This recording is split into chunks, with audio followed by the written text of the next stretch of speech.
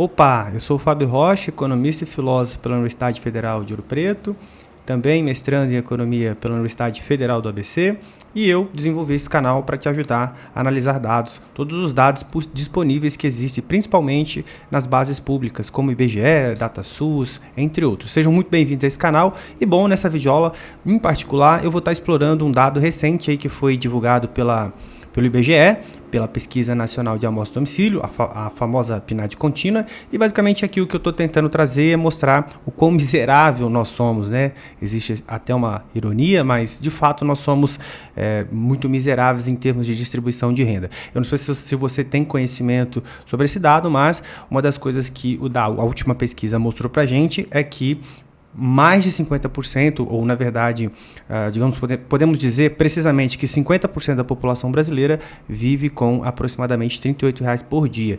Isso é um dado muito chocante e basicamente nessa videoaula o que eu vou fazer vai ser explorar um pouco sobre esses dados. E aí aqui o que eu faço é olhar tanto para o Brasil e olhar também para cada estado. E aí uma novidade que está nesse vídeo aqui, a primeira vez que eu estou trazendo um painel interativo onde você pode escolher opções para entender a distribuição de renda. Então, por exemplo, aqui até o P5 significa os 5% mais pobres. Então, os 5% mais pobres em Roraima vivem com R$ 68,00, é o rendimento per capita de Roraima, ou seja, os 5% mais pobres vivem com R$ 68,00 por mês. Isso é uma renda muito baixa, mas muito baixa mesmo.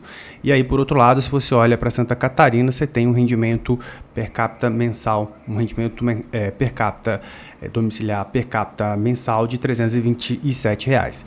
Por outro lado, quando você olha para os 1% mais rico, essa renda é muito maior, principalmente no estado de São Paulo. Basicamente, o que eu vou fazer aqui nessa videoaula vai ser mostrar para vocês como que faz a construção desse painel. É muito simples, em tese a gente já aproveita um pouco de toda a estrutura que nós já vimos por aqui no processo de coleta de dados, mas antes disso nós vamos olhar para o Brasil. Então, basicamente aqui nós vamos começar olhando, primeiro carregando as tradicionais bibliotecas que a gente utiliza. Esse GeoBR eu não preciso, porque eu estava tentando fazer um mapa e não foi necessário, não era interessante fazer um mapa para esse tipo de visualização, mas o CidraR e o Shine, que é a nova biblioteca que nós utilizamos para construir o dashboard, que é o painel interativo, é muito necessário. Se você não tem instalada, instale e vamos lá. Vamos carregar aqui o Cidra, Shine, Tidyverse, como nós já conhecemos, Show Test para personalização de fonte e aparecer uma fonte que eu sempre gosto, StringR para tratamento aqui seria interessante para uma coisa, mas não precisa mais aqui, então já vamos apagar. E o Scales é interessante para a gente personalizar o nosso gráfico e aparecer o rótulo de dado da maneira que nós queremos que ele fique. Então aqui o primeiro passo é trazer a fonte de dados. Onde nós vamos encontrar esse conjunto de dados? Nós vamos encontrar esse conjunto de dados aqui no site da PNAD contínua. Vamos lá aqui no nosso browser e fazer a consulta PNAD contínua. Aqui o legal é que já está disponível na primeira parte, então nós vamos vir aqui, ó, tabelas rendimento de todas as fontes, nós vamos aqui em classe de rendimentos, vamos rolar até aqui embaixo e nós vamos vir aqui nessa primeira tabela rendimento mensal per capita domiciliar, preços médios do ano. Ou seja, isso já está deflacionado por classe simples e percentual das pessoas em ordem crescente. E aí a gente pode clicar nela, vamos observar aqui que tem algumas informações, tem notas aqui embaixo também informando o que é cada uma dessas informações. Aqui o que eu faço é selecionar todas as caixinhas, que são os percentis, então o IBGE já dá tudo isso calculado. Se você não sabe como calcular isso, eu tenho videoaulas aqui também no canal explicando como se faz isso, eu vou deixar o link, um cardzinho aqui na descrição, que é observando os microdados. A vantagem aqui é que o IBGE já faz esse cálculo e evita que você tenha problema. Se você é um pesquisador e quer observar os microdados para fazer outros cruzamentos, isso também é possível, então observe essa videoaula aqui, eu também exploro como se faz isso, beleza? Mas aqui seguimos, então a gente marca todas as caixinhas. Aqui a gente poderia inclusive escolher uma série histórica, mas eu estou interessado só em 24, eu não estou interessado em observar variações no tempo. E aqui também eu puxo o Brasil e, evidentemente, você marca também todas as unidades da federação, que são todas as demais regiões, todos os estados do Brasil. Então, a gente clica no clipezinho aqui embaixo, seleciona esse Tzinho para cá, copia ele, cola e traz aqui para dentro do R. Essa função, para quem já viu outras videoaulas aqui, ela é muito conhecida. O que eu estou fazendo aqui é basicamente chamar a função getCidra do pacote CidraR, que é um pacote que foi desenvolvido para fazer download dos dados do IBGE diretamente aqui no R. A gente dá um Ctrl Enter nessa primeira etapa Depois a gente chama aqui uma call name só para saber quais são os nomes de variáveis que estão disponíveis nesse conjunto de dados que nós acabamos de puxar. Dados, tá aqui, estão as informações. Ou seja, essa função já foi lá no site do IBGE, coletou as informações e trouxe aqui para dentro do nosso ambiente, sem a gente precisar de ficar fazendo download de planilhas, depois criando um diretório. Tá tudo prontinho aqui para a gente consumir. Beleza? O que eu faço aqui agora é selecionar, ao invés de pegar esse monte de dado que a gente tem aqui, que são mais de 13 colunas, eu faço o quê? Eu seleciono só as 3 informações que eu estou interessado. Ou seja, Brasil, unidade da federação, o percentil que essa unidade da federação tem a sua distribuição e os valores, ou seja, qual que é o valor, se é R$ 1.300, se é 27 mil, então é basicamente essas 3 informações. Dou um Ctrl Enter, tem um novo subset aqui, outro conjunto de dados e aqui estão as informações. Então Brasil total 2020 aqui é o valor per capita, tá? O percentil 5, os mais pobres do Brasil, os 5% mais pobres do Brasil, qual que é a renda per capita domiciliar deles, 154, e assim sucessivamente para todos os demais estados, beleza? Agora a gente segue, não repara que tem um barulhozinho de carro aqui, que tem uns psicopatas na rua, mas beleza, a gente está com os nossos conjuntos de dados tratados aqui. O que eu faço aqui primeiro é chamar essa fonte Ubuntu, para que o meu gráfico fique com a característica que eu sempre gosto, e aqui depois é gráfico. Vamos lá para o primeiro gráfico que a gente já gosta sempre de fazer. Então, uma vez que o dado está sempre mais ou menos organizado, a gente não tem muito o que fazer. Então, aqui nesse caso, o dado não precisa de nenhum tratamento adicional, exceto aquele que eu fiz de selecionar a coluna. Primeiro, chamo o dado de seleção, que é o conjunto de dados que eu acabei de selecionar. Depois, eu filtro só para o Brasil, ou seja, eu quero só o Brasil nesse gráfico. Depois eu filtro também para diferente de total, eu não quero que apareça total, quero que apareça só os percentis, esse dado já está calculado, e depois chamo o gráfico como a gente já está acostumado a fazer, beleza? Até aqui não tem novidade nenhuma, vocês já viram tudo isso que eu já expliquei por aqui, mas se não tiver visto, não tem problema, dá uma pausa no vídeo, copia e digita certinho o que você precisa aí, não tem problema nenhum. O importante é que você aprenda a fazer as suas análises, entenda a sintaxe e siga o jogo para cada análise aprender sempre um pouquinho de novidade do R e, claro, sempre poder explorar e fazer as suas escritas e tomadas de decisão com base em dados. Isso é muito importante e esse é o principal objetivo do canal. Beleza? Selecionamos a novidade aqui, o gráfico que nós já conhecemos, então o que eu faço aqui é reordenar para aparecer um gráfico do maior para o menor, cores e demais personalizações que vocês já estão cansados de ver por aqui. Então o que eu faço é geotext, colocar rótulo de dado, um gráfico aqui vai ser um gráfico de barra, aqui é só para definir o que vai ser eixo X e o que vai ser eixo Y são os valores, e aqui são um gráfico de coluna na horizontal, depois outras informações de tema, para o meu gráfico ficar da maneira que eu gosto e também da maneira que o título vai aparecer. Então dou um Ctrl Enter aqui, o nosso gráfico já apareceu aqui do lado e a gente pode observar e fazer uma leitura. Ou seja, no Brasil, o 5% mais pobre sobrevive aí com R$ 154 por mês. Ou seja, é uma renda muito pequena.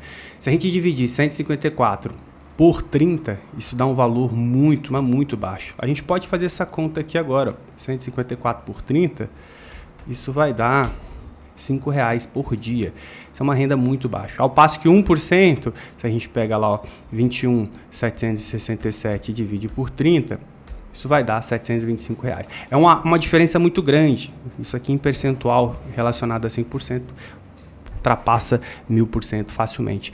Isso é muito preocupante, né? A nossa desigualdade de renda é muito gritante, né? E a gente precisa avançar muito em termos de política pública. E aí, novamente, pessoal, da mesma maneira que eu filtrei aqui para o Brasil, você poderia filtrar para o Espírito Santo, dado que a gente tem essas informações aqui, ó.